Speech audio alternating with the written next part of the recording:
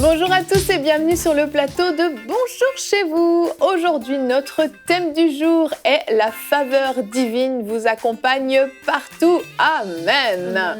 Amen, Evelyne. La faveur nous accompagne jusque sur ce plateau. Messieurs, mesdames. Et le cantique, oui, le bonheur et la grâce. Eh ben, ils nous accompagneront jusqu'au... Ah non, bah continue.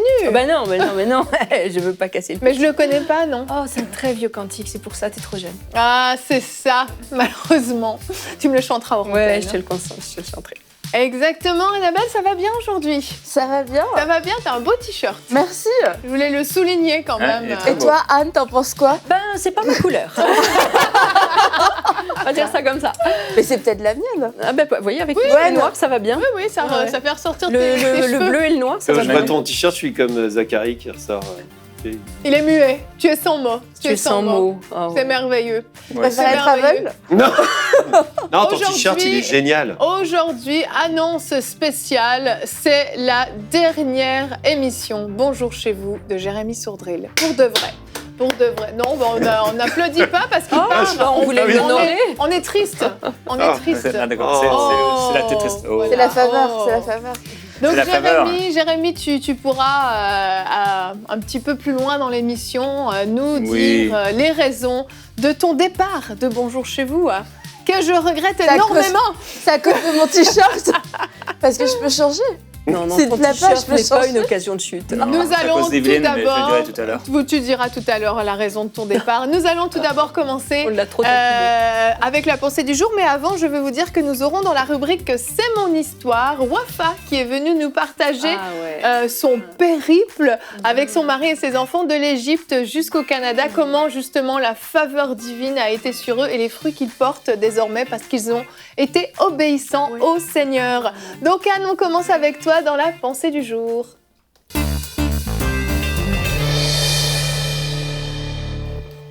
Depuis que nous sommes petits, nous essayons d'attirer la faveur. On essaye d'attirer la faveur de nos parents, la faveur de nos amis, la faveur de nos professeurs. Et connaissant un peu Dieu, nous essayons d'attirer la faveur de Dieu. Et il y a un premier constat de base qu'il faut faire, c'est que le péché sépare et nous prive de la faveur de Dieu. Et c'est seulement à cause du sacrifice de Jésus à la croix que la faveur de Dieu nous est acquise. Parce qu'une fois que le pécheur s'est repenti et qu'il a reconnu que Jésus était son sauveur, il y a une grâce particulière qui lui est faite et la faveur de Dieu lui est acquise au travers du Fils bien-aimé de Dieu. Dans Jean 15, 14, il est dit « Vous êtes mes amis si vous faites ce que je vous commande. Je ne vous appelle plus serviteur parce que le serviteur ne sait pas ce que fait son maître, mais je vous ai appelé amis parce que je vous ai fait connaître tout ce que j'ai appris de mon Père. » Mais ce n'est pas parce que la faveur de Dieu nous est acquise par la croix qu'il n'attend rien de nous, bien au contraire. On sait en lisant la parole de Dieu qu'on peut irriter Dieu, on peut aussi lui plaire et de grandes récompenses attendent celui qui sait plaire au Seigneur. Nous désirons attirer la faveur de Dieu, d'attirer ses regards bienveillants. Et il faut veiller à certaines choses. Tout d'abord, dans Proverbe 8, il est dit « Heureux l'homme qui m'écoute et qui veille chaque jour à mes portes et qui en garde les poteaux. » Et plus loin, il est dit « Il a trouvé la vie, il obtient la faveur de l'Éternel. » Et là, il est parlé d'obéissance. Et c'est vrai que celui qui veut la faveur de Dieu est celui d'abord qui écoute ce que Dieu dit et qui veille chaque jour à obéir à la parole de Dieu. Ensuite, il y a un autre constat qui est très important dans la parole de Dieu, c'est que celui qui a la faveur de Dieu, c'est quelqu'un qui sait aimer. Et ce passage fondamental de Jean 15, 12 nous dit ceci. « Ceci est mon commandement, aimez-vous les uns les autres comme je vous ai aimés. Il n'y a pas de plus grand amour que de donner sa vie pour ses amis. Vous êtes mes amis si vous faites ce que je vous commande, et je ne vous appelle plus serviteur, je vous l'ai lu tout à l'heure, parce que le serviteur ne sait pas ce que fait son maître. Mais je vous ai appelé amis parce que je vous ai fait connaître tout ce que j'ai appris de mon Père. Ce n'est pas vous qui m'avez choisi, mais moi qui vous ai choisi, et je vous ai établi. » Et il finit au verset 17 en disant « Ce que je vous commande, c'est de vous aimer les uns les autres. » Et Paul insiste lourdement aussi dans Colossiens 3,14. Après avoir énuméré tout ce qui est attendu du chrétien pour plaire à Dieu, il est dit « Mais par-dessus toutes ces choses, revêtez-vous de la charité. » Et dans d'autres versions, il est dit « amour », qui est le lien de la perfection. Donc on voit que la faveur de Dieu nous est particulièrement acquise si on sait aimer. Et aussi, un autre point qui est important, à part aimer, c'est aussi de se sanctifier. Celui qui a la faveur de Dieu sait se sanctifier et s'y applique. Et encore, Paul aux Colossiens nous dit un peu plus loin, Dans Colossiens 3,12, « Faites donc mourir les membres qui sont sur la terre, l'impudicité, l'impureté, les passions, les mauvais désirs et la cupidité qui est une idolâtrie. C'est à cause de ces choses que la colère de Dieu vient sur les fils de la rébellion. » Et il est dit un peu plus loin, « Mais maintenant renoncez à toutes ces choses, à la colère, à l'animosité, la méchanceté, la calomnie, etc. » Donc on voit que celui qui sait se sanctifier s'attire la faveur de Dieu. Et aussi, enfin, celui qui attire la faveur de Dieu, c'est celui qui est humble et qui sait le rester. Proverbe 22, 4 nous dit « Le fruit de l'humilité, de la crainte de l'Éternel, c'est la richesse, la gloire et la vie. » Alors on voit qu'il y a une très grande récompense pour celui qui sait se maintenir dans l'humilité. Donc en conclusion, je dirais que la recette infaillible pour attirer la faveur de Dieu, c'est déjà de connaître Jésus et d'en faire son sauveur. Et ensuite, c'est l'obéissance à la parole de Dieu, l'amour sincère, et le renoncement aux attitudes de péché qui irritent par-dessus tout l'Éternel et par-dessus tout l'humilité aussi qui nous garantit la richesse, la gloire et la vie. Quelle faveur! Amen. Merci Anne. La faveur divine, c'est quelque chose d'extraordinaire. La faveur divine ou... Non, La divine. faveur divine, non. Mais D'accord. tu peux avoir ma faveur aussi, mais Merci. pas toujours en fait. Moi, c'est plus compliqué, mais avec Dieu, par contre, c'est beaucoup plus simple. Tu l'as dit, Anne, la faveur divine, elle est disponible pour les enfants de Dieu, vraiment, mais sous certaines conditions. Alors, c'est pas un chantage que Dieu nous fait, c'est simplement que dans son royaume, il y a des lois, tout simplement des lois spirituelles qui font que lorsque on marche dans l'obéissance à sa parole, eh bien, en échange, entre guillemets, en fait, on a accès à la bénédiction de Dieu, à sa faveur, à sa grâce sur notre vie. On va regarder notre verset du jour qui nous parle d'une bénédiction bien spéciale, Deutéronome 28, 6. Tu seras béni à ton arrivée et à ton départ. On voit cette faveur divine qui est disponible, cette bénédiction qui est disponible, en fait, tout au long de notre vie. Donc, que ce soit lors d'un voyage très spécifique, mais aussi au début de notre vie, à la fin de notre vie, on a accès à cette faveur où Dieu nous accorde sa protection divine, en fait. Oui. Dieu nous accorde sa protection divine en tout temps, et particulièrement à celui qui lui est fidèle, hein, on l'a vu. Et par contre, c'est pas forcément ce qu'on va faire de bien qui va nous attirer la faveur de Dieu, c'est déjà notre état de cœur. Hein, on le voit dans Matthieu 7, 22, malheureusement, hein, c'est un contre-exemple, mais plusieurs me diront en ce jour-là, « Seigneur, Seigneur, n'avons-nous pas prophétisé par ton nom?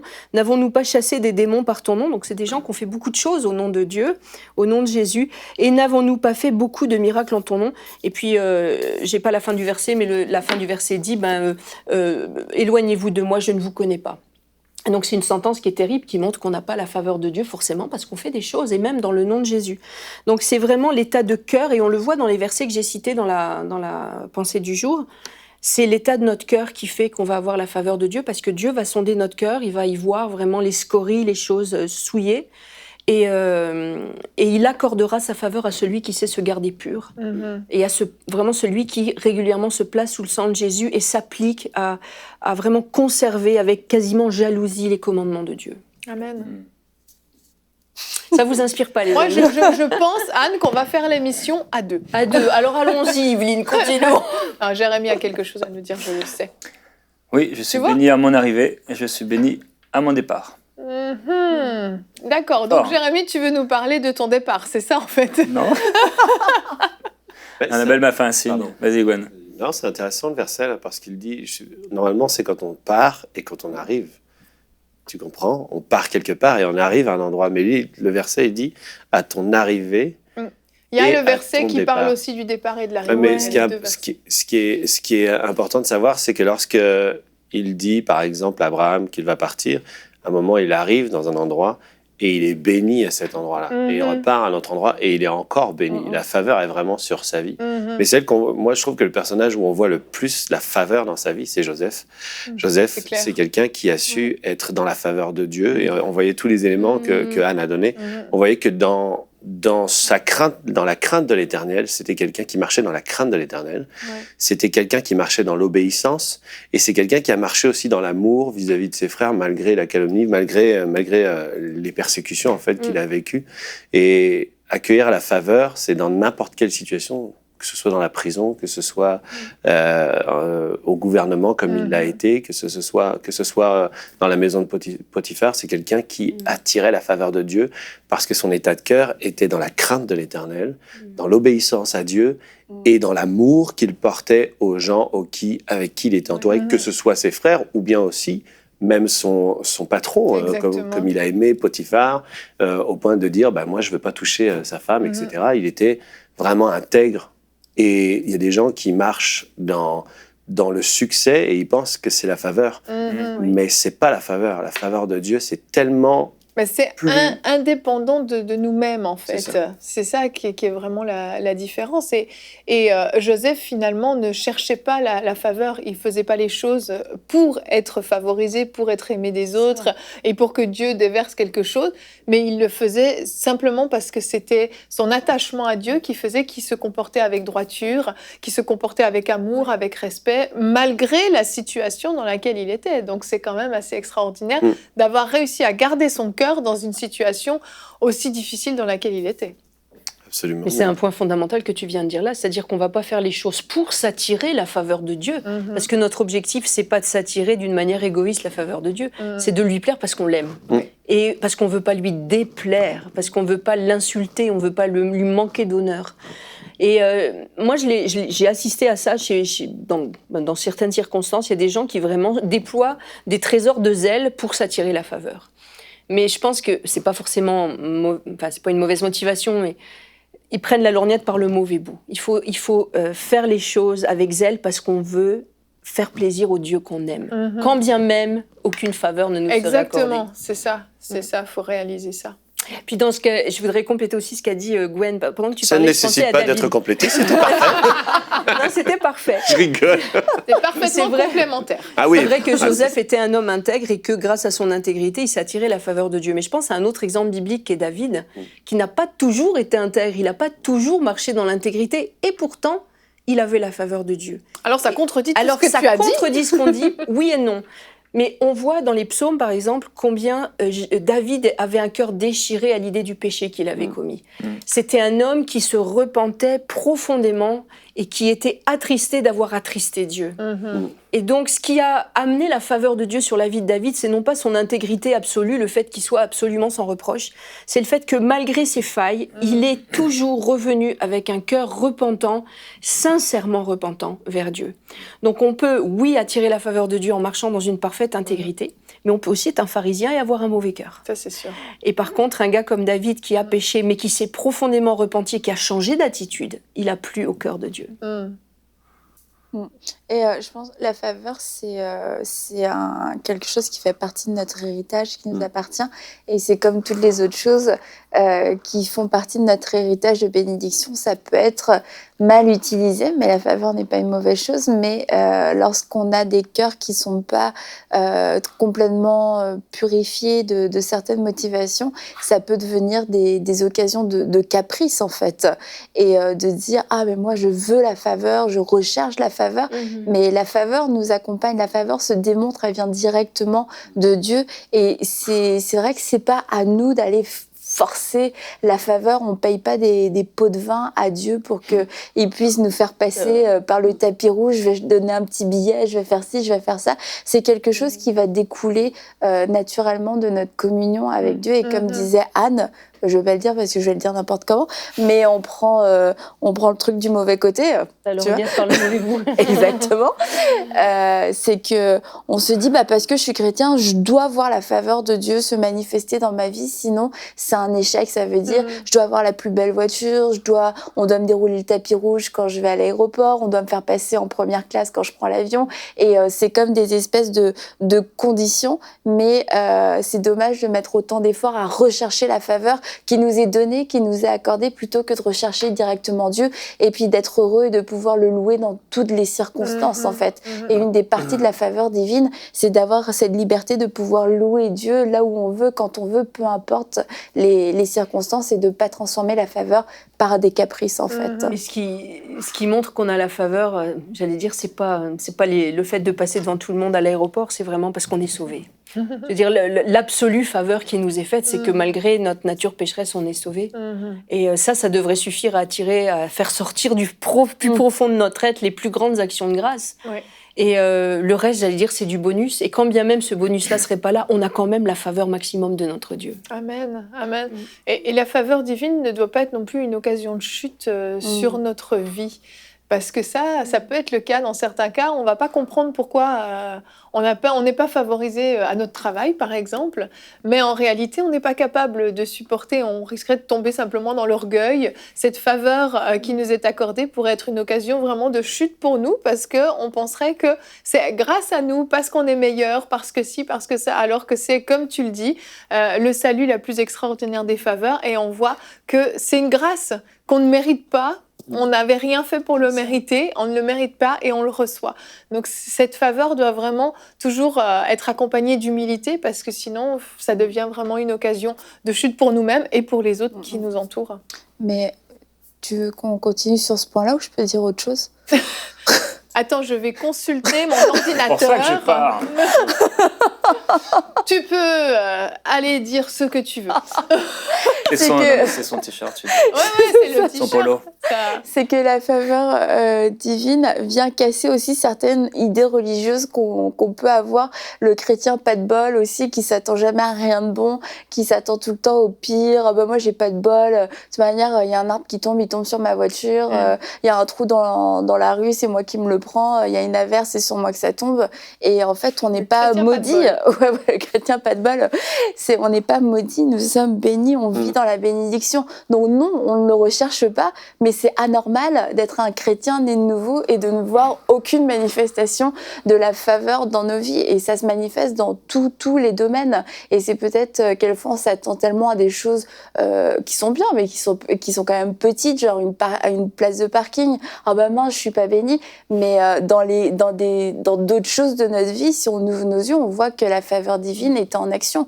Par exemple, nous, quand on a acheté notre maison, je considère que c'était vraiment la faveur. Le monsieur a mis son poteau, son panneau dans son jardin le matin même. Le soir, on l'a visité et on est les seuls à avoir appelé, on est les seuls à être allés. C'était une faveur, surtout que dans ce quartier-là, les maisons sont assez recherchées. Je vois une manifestation de la faveur, et dans différents domaines de notre vie, c'est normal de s'attendre à la faveur de Dieu, parce que nous sommes des enfants de Dieu, nous sommes bénis, il nous aime et nous sommes favorisés. Voilà. Amen, Annabelle. Moi, ça fait plusieurs jours que je médite justement sur Deutéronome chapitre 28, où on parle des bénédictions qui s'attachent à celui qui sert Dieu, qui aime Dieu et qui obéit à Dieu. Et Dieu dit que la bénédiction, elle nous atteindra, elle nous poursuivra. Et il y a tellement de bénédictions. Annabelle vient de frapper Gwen, si vous ne l'avez pas vu. Tellement de bénédictions qui sont rattachées au fait d'être avec Dieu et de marcher avec Dieu. Et c'est vrai qu'il y a de multiples bénédictions, de multiples facettes. On est censé savoir que nous sommes bénis. Des fois, comme le disait Annabelle, on n'ouvre pas les yeux, on ne réalise pas qu'en fait, il y a vraiment une faveur sur nous. Je crois que déjà que cette faveur nous atteint parce qu'on est simplement enfant de Dieu. Et des parents devant leur bébé, il n'a rien fait, mais il y a une faveur divine, il y a une faveur parentale de ses parents vers le bébé. Et je pense que déjà la faveur divine est sur nous parce qu'on est ses enfants. Donc l'accès a été inauguré, comme disait Anne, voilà, on peut entrer dans la présence de Dieu comme ça, et ça c'est vraiment la faveur divine. Mais cette faveur, la volonté de Dieu exprimée des cieux, et doit se manifester aussi dans notre vie. Et effectivement, il y a des petites choses comme ça, l'achat d'une maison, ou des choses dans nos vies qui montrent et qui expriment qu'il y a une faveur sur lui. On peut voir par exemple avec Abraham, la Bible dit qu'il y avait vraiment une faveur sur lui quand on voyait sa richesse, parce que Dieu l'avait béni. Donc on pouvait voir à travers sa richesse même financière qu'il y avait une bénédiction de Dieu. L'argent dans sa vie était rattaché directement, quand on lit le passage par exemple, à la bénédiction de Dieu en fait. Donc il faut comprendre déjà, ouvrir les yeux des fois et se dire c'est vrai, je suis béni par mon salut, mais en même temps il y a plein de bénédictions que Dieu voudrait me donner. Mais si je ne suis pas dans la foi pour les recevoir, en fait, elles vont tomber à côté. Il y a une faveur.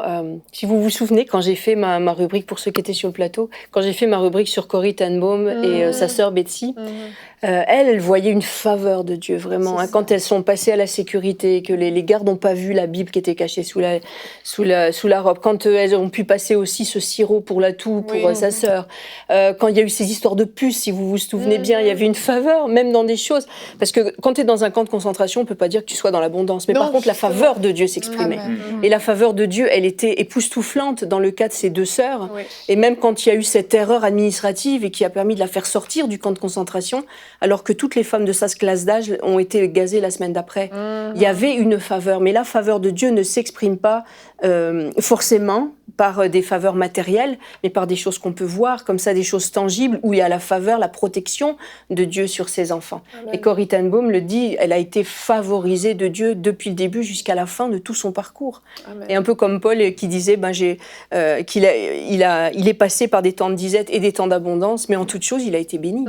Et Corrie ten Boom, c'était exactement ça. Elle a été bénie dans les temps d'abondance comme dans les temps de disette, parce que la faveur de Dieu ne s'exprime pas que dans l'abondance. Elle s'exprime aussi dans toutes sortes de circonstances de notre vie terrestre. Puis il faut toujours prendre aussi ce regard particulier.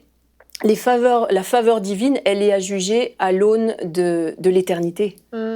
Ma faveur, elle est gagnée pour l'éternité, et la faveur suprême que j'ai gagnée, elle est dans l'éternité. Même si oui, Dieu me favorise là, et on l'a vu et on le voit dans nos vies personnelles, Amen. Comme on est favorisé aussi par rapport au reste de notre génération. Amen, amen.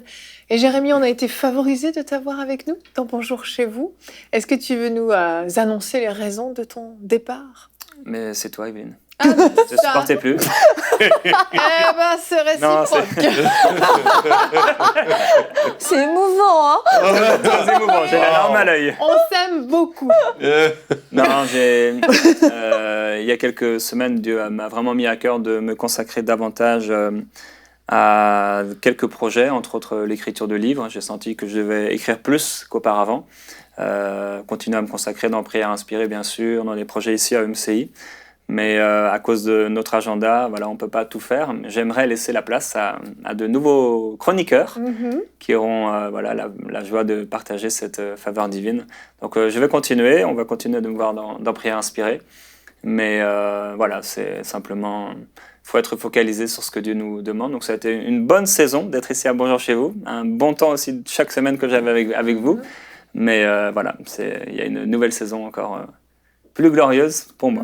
Alléluia. Amen. On s'en réjouit pour toi, Jérémie, et tu vas encore effectivement nous bénir dans Prière Inspirée. Et tu vas être focalisé sur les choses que Dieu t'a mis à cœur, puis on s'en réjouit. Merci. Sur ton mariage. Sur ton mariage.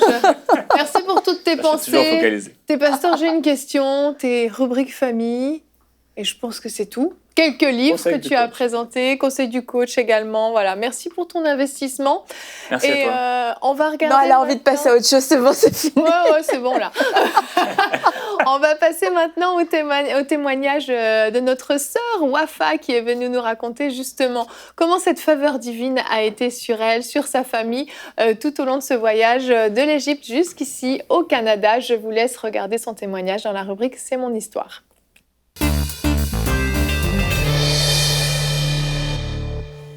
Et on se retrouve pour la rubrique C'est mon histoire. Aujourd'hui, je reçois une sœur, Wafa. Bonjour Wafa. Bonjour Evelyne. Ça va? Ça va, merci. Merci beaucoup à toi d'être avec nous pour nous partager ton histoire. Tu nous viens tout droit de l'Égypte avec ton mari et tu vas nous raconter aujourd'hui comment vous avez expérimenté vraiment la faveur divine dans toute cette immigration qui était vraiment orchestrée de Dieu. Je tiens à le préciser. On va commencer l'histoire dans votre vie en Égypte, votre quotidien. Tu me disais que vraiment vous étiez épanouie en Égypte et que quand vous vous êtes mariés, vous vous êtes dit « nous, on va toujours rester en Égypte. » Ouais, c'est ça. C'était vraiment le désir de votre cœur. Et vous étiez très impliqués en Égypte, c'est ça? Oui. En fait, on était impliqués pour les services des jeunes adultes durant l'âge d'université. On était responsables un peu pour faire des camps pour les jeunes durant 4 ou 5 jours pour enseigner les jeunes, pour parler du Seigneur. C'était des camps sportifs, mais en même temps, c'est spirituel, chrétien. On était impliqués aussi à l'église, les groupes de prière, Des groupes de maison, c'est ça? Des groupes de maison et aussi, oui, des groupes de maison. À notre maison, on fait toujours des groupes de prière à la maison avec plusieurs familles et aussi même à l'église aussi. C'est ça, vous aviez pour habitude de recevoir des familles chez vous pour prier, c'était dans votre routine, ça? Oui, c'est ça. Et c'est ça, votre cœur était très attaché à l'Égypte. Vous aviez tous les deux un bon travail, vous avez eu 2 enfants, et bon, vous vous projetiez vraiment en Égypte. Mais au bout d'un moment, dans ton cœur, tu as senti monter un désir pour venir au Québec, c'est ça? Au début, c'était un sentiment pour pourquoi pas on essaie de commencer les processus de migration, parce que je savais que ça prend des années pour avoir l'immigration. Au début, j'avais l'idée, j'ai parlé avec Annie, mon mari. Il m'a dit non, on ne veut pas immigrer, on est correct en Égypte, tout va bien, le travail, les enfants, la famille, le ministère. Alors, je lui parlais à plusieurs reprises. À chaque fois, elle dit non. Puis, à un moment donné, il m'a dit OK, on va essayer de commencer le document pour envoyer le document pour l'immigration. Et on verra, parce que, anyway, ça prend des années pour faire ça. On a commencé le document, on a envoyé tous les documents d'immigration. On a reçu le numéro de dossier après à peu près un mois. Ce qui est excessivement rapide. C'est ça. Ça, c'est déjà juste le numéro de dossier en un mois. Là, vous avez dû vous dire, waouh, Dieu est dans le coup. Quand on a commencé l'immigration, c'était pour le Québec. Et pour le Québec, il y aura un examen, une entrevue en français pour les immigrants. Puis après ça, 3 mois plus tard, on a reçu la sélection de certificat de Québec. Quand on a reçu par poste le certificat, on ne savait pas même c'est quoi, parce que nous, on attendait la date pour l'entrevue, pour Henny qui prépare lui-même pour apprendre un peu le français. Oui, parce que toi, tu étais allée dans une école française, tu avais étudié toujours dans une école française, donc tu parlais couramment français. Mais ton mari, Henny, lui, était anglais, arabe, mais rien en français. Et donc, au bout de 3 mois, vous recevez le certificat de sélection du Québec qui vous dit qu'en fait, le Québec vous accepte. Vous attend. Sans passer d'entretien. Le Québec nous attend. Qu'est-ce qu'il dit là, ton mari, alors qu'il n'était pas forcément très, très ouvert à l'idée? Lui, il trouvait, quand il a vu le certificat de sélection, il trouve que ça commence à voir un peu, ça c'est un peu le chemin du Seigneur, c'est la voie du Seigneur que... Parce que lui, il a dit que si on va passer l'entrevue, si tout va bien, si après des années, on va recevoir la sélection de certificat, on va y penser. Mais il trouve lui-même, après 3 mois, il a déjà le certificat de sélection et il faut continuer. Mais oui, c'est incroyable. Et ensuite, vous avez commencé les démarches auprès du Canada, parce que c'est comme ça que ça se passe. D'abord le Québec, ensuite le Canada. Et ça a pris en tout environ 1 an et demi, c'est ça? À peu près, oui. Pour avoir vraiment le document, le visa de résidence. Le visa d'immigration, oui. Donc, ce qui était assez extraordinaire, parce que dans toutes vos amis, vos connaissances, c'était quoi, 5-6 ans? Oui, c'est ça. Et on connaît personne qui a eu le certificat de sélection sans passer l'entrevue. Parce que parmi les défis pour Henny et moi, c'est de passer l'entrevue, de parler en français, les convaincre qu'on parle bien français, on peut vivre au Canada ou au Québec. Alors, lui n'a pas besoin de passer l'entrevue. C'était comme le premier lumière pour nous. Vraiment? C'est pour le Québec. Et tu commençais à prier pour savoir où au Québec, parce que le Québec, c'est quand même vaste. Et beaucoup de gens allaient s'installer plutôt en Ontario, qui est la province à côté du Québec, parce que c'est anglophone plutôt. Donc, c'était plus facile. Et tu me disais que vraiment, Dieu te répondait de façon très précise. Oui, c'est juste pour convaincre Henny que d'émigrer au Canada, c'était comme ça prend des années un peu. Puis après ça, c'est l'idée, c'est où exactement au Canada? C'est en Ontario, au Québec? Parce que nous, oui, on a déjà le certificat de sélection du Québec, oui, mais on a le droit de vivre ailleurs, en Ontario ou partout. On avait plein des amis qui sont déjà des pharmaciens qui peuvent nous aider pour l'intégration, pour les débuts, pour les examens, pour tout. Oui, parce que vous étiez tous les 2 diplômés en tant que pharmacien en Égypte. On était les 2 pharmaciens. Alors, c'est juste au début, quand on va émigrer, c'est juste avec nos amis, avec la plupart des amis, on a plein d'amis. En Ontario. Puis après ça, j'avais dans mon cœur, non, c'est pas l'Ontario, c'est Montréal. Montréal qui est au Québec. C'est Montréal, c'est Québec, oui. Quand je parlais avec Henny, il dit, j'ai une voix en dedans de moi, c'est pour le Québec, pour le Montréal. Il m'a dit, non, c'est pas facile. moi, je ne parle pas français. Ce que je peux faire pour immigrer, que je vais étudier pour passer les examens de pharmacie. Et c'est quand même dur pour passer les examens en travaillant en Égypte avec la famille, avec le ministère. Je lui dis d'apprendre la langue française pour travailler pharmacien, c'est impossible pour moi. Vraiment.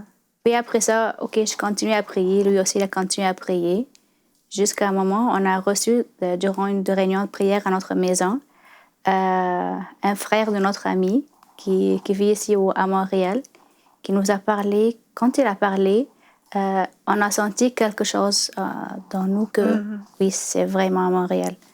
C'est ça, il vous disait, venez à Montréal, il y a un vrai besoin à Montréal. Il y a vraiment un besoin, c'est ça. Et dans le cœur de ton mari, là, c'était comme une confirmation, vraiment. Oui, c'est là que Dieu nous... Après cette réunion, on a décidé, OK, on commence à Montréal. Ce qui était un vrai défi quand même. Vraiment un défi.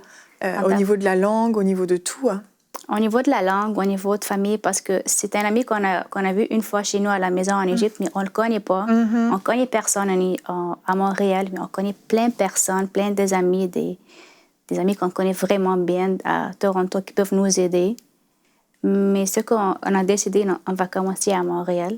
Ce qui est très loin de Toronto, c'est vraiment pas à côté. Vous partiez dans l'inconnu total, en fait. Et là, il y avait le problème du travail qui allait arriver, qui allait commencer à se poser. Ton mari a eu 1 mois pour réviser les examens. Pour le premier examen. Pour le premier examen. Et il a dû venir à Montréal pour passer son premier examen. Oui. Comment ça s'est passé? C'était en 2010, quand on a reçu le visa d'immigration. On a parlé avec nos amis pour dire qu'on a déjà le visa d'immigration. Ils ont dit, OK, venez au mois de juillet, venez durant l'été, passez un mois ici et profitez de cette chance que Henny peut passer son premier examen. On a dit qu'il n'a pas le temps d'étudier. On a dit, OK, il doit faire son mieux pour étudier.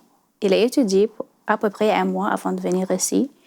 Il a passé son premier examen. Il trouve que c'est vraiment impossible. Comme premier défi, c'est comment il va étudier, comment il va passer un examen. Mais la faveur de Dieu, la grâce de Dieu, il a réussi son examen.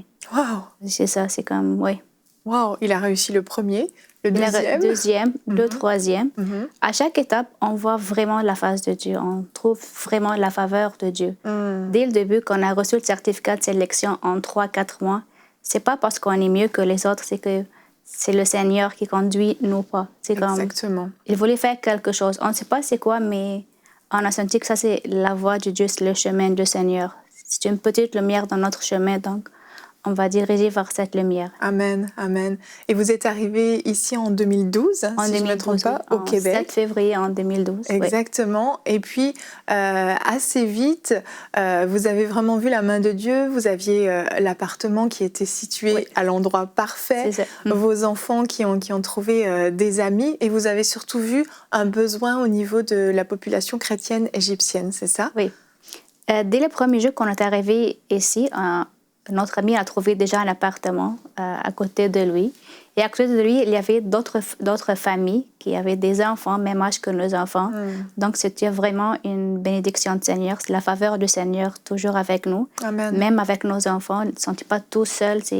Parce qu'en Égypte, on avait une grande famille avec plein de cousins, avec l'Église. Quand on est arrivé ici, comme le Seigneur a vraiment préparé une table devant nous. C'est pour les enfants, pour nous. Et on a commencé aussi à faire, comme on fait d'habitude, les prières. On prie avec les familles parce qu'on n'avait rien à faire, pas d'études. Au début, on avait plein de temps.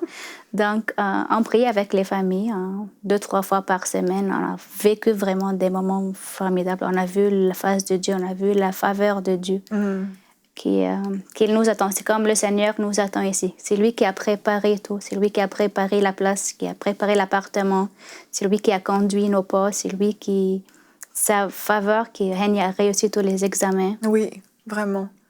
Et vous avez démarré un ministère auprès des chrétiens égyptiens et aussi des anciens musulmans devenus chrétiens et auprès des enfants particulièrement. Toi, tu me disais que tu avais vraiment un fardeau pour les enfants. Pour les enfants, ce qui est nouveau parce qu'en Égypte, notre ministère, c'était toujours auprès des jeunes, des adultes. Mais moi, je n'ai jamais servi au ministère des enfants.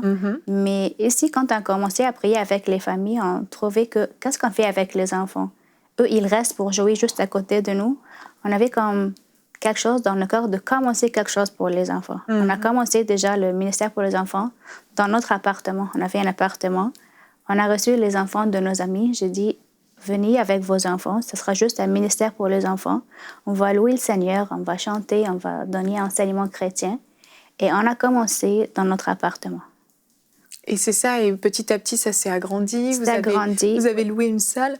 Et vous, parallèlement à ça, vous êtes impliqué dans une église canadienne aussi. Oui. Et l'un des fardeaux que vous avez, c'est d'aider à l'intégration en fait, des chrétiens arabes dans l'église canadienne pour qu'il y ait vraiment un échange culturel qui puisse se faire. Oui, c'est ça. C'était dans notre cœur toujours, c'est nous, comme communauté égyptienne, on prie, on loue le Seigneur toujours en arabe. Mais avec nos enfants qui ont grandi ici, c'est comme tout le temps, ça devient le français plus que l'arabe. Oui. On garde quand même les deux langues, mais il y a toujours comme une séparation entre parents et enfants parce que les parents préfèrent prier en arabe et les enfants deviennent plus français. Oui. Alors, ce qu'on a fait, ce que la faveur du Seigneur a fait pour nous, c'est on a déjà maintenant une place, une église qui a accepté de faire notre ministère à West Island, à côté de chez nous, à la maison. Donc, on a une place pour les enfants, pour les adultes, pour les enfants. Et aussi, le Seigneur a ouvert une autre porte avec l'Église sans frontières. Alors maintenant, comme on est ensemble, il y a des pasteurs et des personnes qui viennent de l'Église sans frontières pour faire avec les groupes égyptiens des louanges, de l'enseignement. Et une louange en français pour des Égyptiens, c'est pour les enfants, c'est correct. Pour les adultes, c'est un peu dur. Pour les adultes, c'est plus difficile. Oui, c'est un peu difficile. Mais c'est vraiment dans cet objectif d'unir en fait les chrétiens, peu importe finalement leur langue, qu'on puisse passer cette barrière de la langue et puis vraiment s'unir en fait, c'est ça. C'est ça. Et puis au niveau des anciens musulmans aussi, ton mari enseigne régulièrement auprès d'eux, c'est ça? Oui, il enseigne. Mais ça, c'est en arabe, c'est pas en français. Oui. Oui, c'est. Mais c'est la question en français et arabe, c'est toujours avec les enfants. Mais pour l'autre ministère de Hani, c'est auprès des ex-musulmans, c'est toujours en arabe, il enseigne la parole de Dieu. Et aujourd'hui, je pense qu'on peut dire que vous êtes une famille épanouie. Vos enfants servent avec vous dans le ministère également, c'est ça? C'est ça. Daniel, mon fils, et lui joue au piano. À toutes les réunions, c'est lui qui conduit louange avec le piano.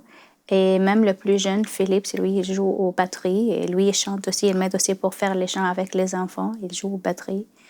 Alors, je trouve que c'est une bénédiction du Seigneur de servir le Seigneur comme une famille. Amen. C'est pas seulement Henny, c'est pas seulement moi, c'est on est comme une famille. Amen, amen. Je pense que c'est une grâce extraordinaire. C'est la faveur de Dieu. Amen. Vous avez un appel ici, à Montréal, au Québec.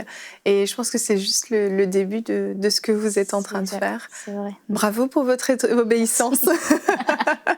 Et merci beaucoup, Wafa, d'être venue partager ton témoignage dans la rubrique C'est mon histoire. Merci, Evelyne. Voilà encore un témoignage de la faveur divine. Et puis hors antenne, Wafa m'a raconté encore plein de choses en fait qui se passaient dans sa vie, dans leur vie de pharmacien, qui peut paraître très banal, mais comment en fait Dieu se sert d'eux pour donner des paroles à certains clients ou patients, je ne sais pas comment on appelle patients, j'imagine qu'ils viennent les voir. Comment Dieu s'est servi de son mari également pour guérir certains de leurs collègues, etc. Donc on voit vraiment que la faveur de Dieu a à peine commencé finalement, c'était les prémices et il y a une œuvre vraiment grande que Dieu est en train de faire avec leur vie. Et puis c'était un privilège d'avoir Wafa sur le plateau et ça nous rappelle justement à quel point en fait Dieu est avec nous. Donc peut-être vous nous écoutez et puis le témoignage de Wafa a résonné particulièrement dans votre cœur parce que vous vous apprêtez peut-être à quitter l'endroit où vous êtes, votre pays, parce que Dieu vous a appelé ailleurs, parce que vous sentez réellement qu'il y a une mission pour vous dans un autre pays ou peut-être juste dans une ville voisine à quelques kilomètres, mais c'est un déracinement pour vous.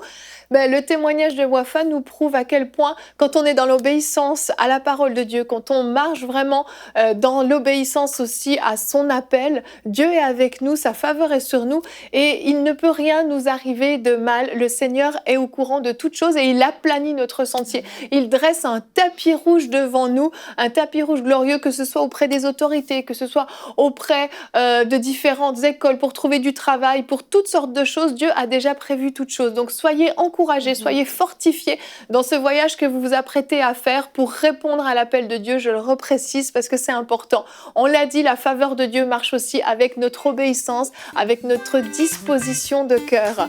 Nous allons nous retrouver la semaine prochaine pour de nouvelles émissions de Bonjour chez vous. Sans Jérémy, certes, mais je suis sûre que tu viendras nous faire un petit coucou de temps en temps. Et avec toute notre équipe de chroniqueurs, on se réjouit, on vous souhaite un excellent week-end et on se retrouve la semaine prochaine. Bonjour chez vous.